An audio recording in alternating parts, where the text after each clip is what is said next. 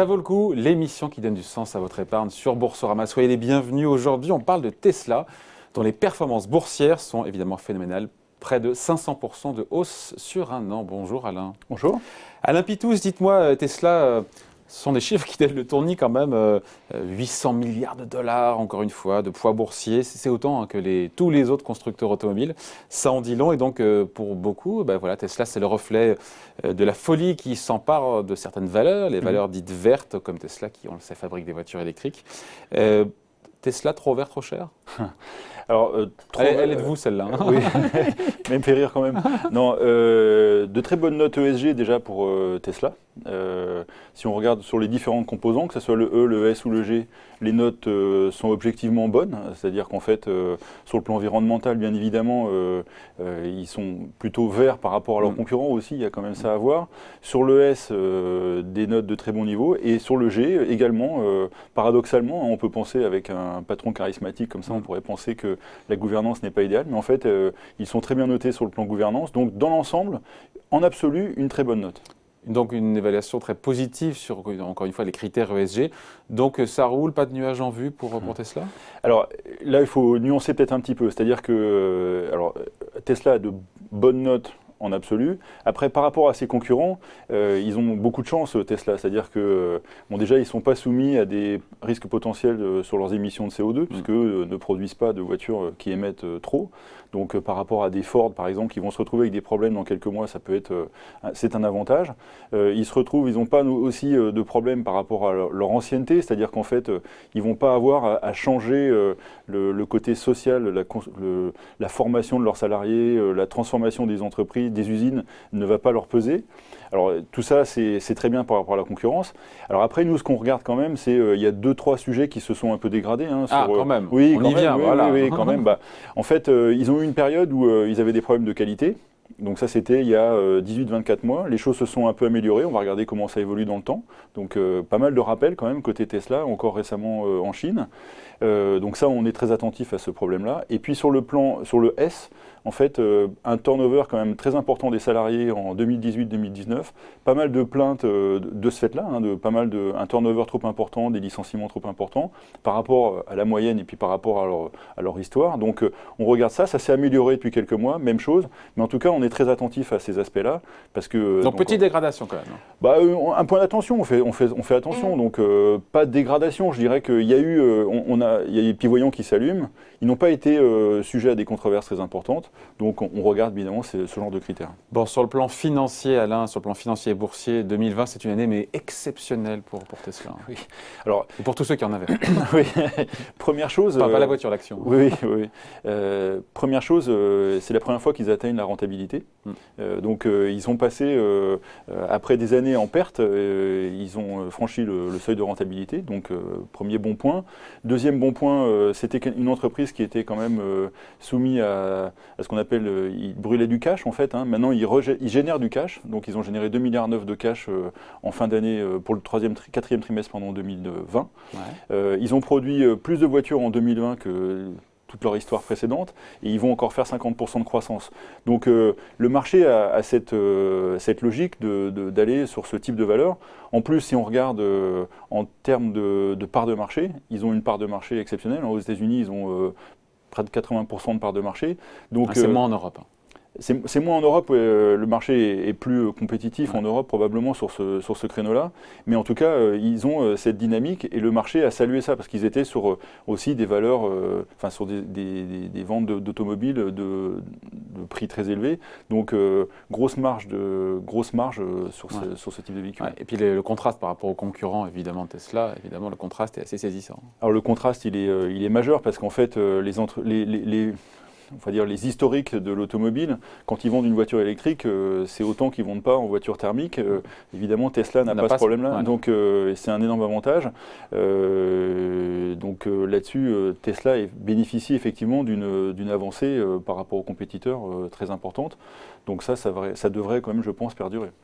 Avec un cours de bourse, encore une fois, qui est totalement stratosphérique. Alors, le cours de bourse, donc il y a cette logique de part de marché et de valeur de l'entreprise. Et puis, il y a un autre aspect à avoir en tête qui est un énorme avantage, qui va être un avantage industriel pour l'entreprise, c'est que ce cours de bourse leur a permis aussi de faire des levées de capitaux extrêmement importants. Donc, ils ont levé 12 milliards de dollars de new cash. 12 milliards, c'est le poids boursier de Renault, pardon, voilà, pour convertir après en euros. C'est ça. Donc, alors cet argent-là, alors autant on peut dire l'entreprise est surévaluée, on anticipe, etc. Mais cet argent-là leur a servi, c'est-à-dire qu'ils l'utilisent, ils ont déjà fait des levées de capitaux importantes, ils l'utilisent et ils ont cette capacité d'aller très vite sur le marché. C'est-à-dire qu'ils ont créé une entreprise, une usine en Chine il y a un peu moins de 20 mois qui commence à fournir des véhicules. Donc cet argent leur permet de continuer à accroître leur part de marché et à accroître leur vente. Donc voilà, il y a un phénomène de cercle vertueux qui se met en place dans l'entreprise. Est-ce que comme pour le coup, comme sur le ESG, il y a des points négatifs ou d'attention, encore une fois, qui pourraient apparaître? Alors il y en a plusieurs, hein, évidemment, et ça aussi, je pense que tout le marché est attentif à ce point-là. Le premier, c'est, bon, ils ont bénéficié des ventes de crédit carbone, c'est-à-dire qu'ils bénéficiaient de crédit carbone étant donné qu'ils ne polluent pas, qu'ils ont vendu, donc c'était quand même... Ils ont revendu aux autres constructeurs automobiles. Ford, par exemple, qui en bénéficiaient largement. Qui explique une large part des bénéfices de Tesla. C'est ça, oui. Alors ça va forcément diminuer, parce qu'ils vont en avoir moins à terme, donc ça va diminuer, mais c'est compensé aujourd'hui par les entrées de capitaux qu'ils ont par leur vente, hein, tout simplement. Ça, c'est la première chose. Deuxième chose où Tesla va être... La concurrence s'aiguise. La concurrence s'aiguise. Donc, il y a déjà des constructeurs chinois qui sont très agressifs sur les véhicules automobiles. Donc, on peut penser que le marché chinois va être un peu plus difficile pour Tesla. Et puis, on a des nouveaux entrants. Bon, tous les entrants traditionnels, on parle de Daimler jusque General Motors, etc. General Motors qui a dit qu'il ne fabriquerait plus de véhicules thermiques à moteur thermique, je crois que c'est 2035. Hein. Voilà, donc ça va venir vite quand même, hein. Donc les investissements ont lieu maintenant. Et puis il y a aussi, alors c'est un peu une question qui revient régulièrement, c'est Apple qui parle d'entrer sur ce marché également. Donc, avec des acteurs coréens. Voilà, exact. Et alors, rien n'est confirmé. Hein. Voilà. Et après, il y a, comme beaucoup de constructeurs en ce moment, Tesla souffre de l'assèchement du marché des semi-conducteurs et pourrait aussi être pénalisé sur les prochaines années là-dessus. Donc il y a quand même forcément aussi des nuages qui sont un peu présents. Bon, acheter du Tesla à ce niveau de prix, ça relève, certains diront, du pari. Comment est-ce qu'on explique le comportement des investisseurs, encore une fois, sur cette valeur? Est-ce qu'il n'y a quand même pas un petit peu d'irrationnel, dans cette histoire? Un peu. Alors, non, je crois pas. Enfin, je pense que le marché réagit avec deux axes en tête. Le premier, c'est on est dans une économie où le vainqueur prend tout. Hein, c'est le phénomène que les Américains appellent le the winner takes all. Winner takes all. Yes. Et donc, sur le marché de l'automobile, si on avait un ou deux constructeurs ou trois qui prenaient des parts de marché extrêmement importantes, leur valorisation serait très favorisée. Ça, c'est la première chose. Donc ça, c'est, je pense, un point très clair. Et puis l'autre point, c'est que les investisseurs ont déjà vécu ce type de situation avec les GAFAM, on en parlait dans une émission précédente, et il y a une chance. Et certains pourraient dire en investissant aujourd'hui qu'il y a un risque important. Effectivement, il y a un risque très important, mais il a diminué ce risque il y a peut-être 5 ans. On était le pari Tesla et c'était peut-être une chance sur 100 de gagner. Aujourd'hui, on est peut-être à une chance sur 10 de gagner le pari donc, de prise de part de marché sur un marché en très forte croissance. Que le marché de la mobilité, on n'a pas parlé, mais il va y avoir le véhicule autonome, il va y avoir énormément de choses qui vont arriver où Tesla a une petite avance, on va dire certaine, peut-être sur ses compétiteurs. Et le pari aujourd'hui, il est peut-être de se retrouver avec une entreprise qui est très forte, qui pourrait être très très fortement valorisée. Donc le marché réagit en se disant je ne vais pas vous vendre un ticket de loto gagnant au prix d'un ticket que tout le monde peut payer. Donc il y a ce phénomène d'anticipation et les marchés raisonnent à très long terme. Et maintenant les porteurs, et c'est ça qui est intéressant quand vous interviewez, moi je regarde souvent des interviews de porteurs, d'acheteurs de valeurs américaines. J'aime bien regarder ce qui se passe aux États-Unis. Et vous écoutez un porteur d'actions Tesla, il ne les vend pas. Parce qu'il se dit, voilà, moi j'ai fait ce pari-là il y a 7-8 ans avec des hauts, des bas, il y a eu de la volatilité sur ce titre-là, et il dit, je continue le pari. Donc à ceux qui disent qu'il y a bulle sur Tesla, vous répondez quoi?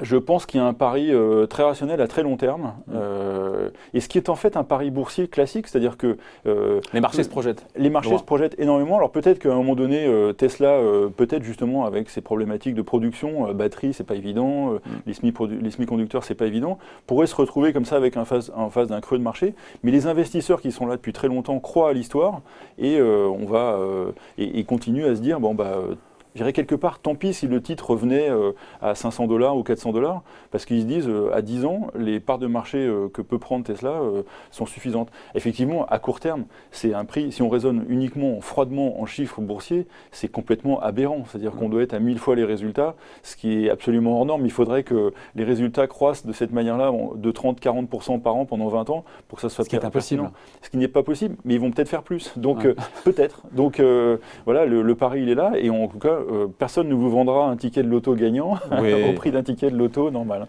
Allez, merci beaucoup Alain Pitous. Donc, et ça vaut le coup, l'émission Quelle une histoire, ça votre épargne revient évidemment la semaine prochaine sur Boursorama.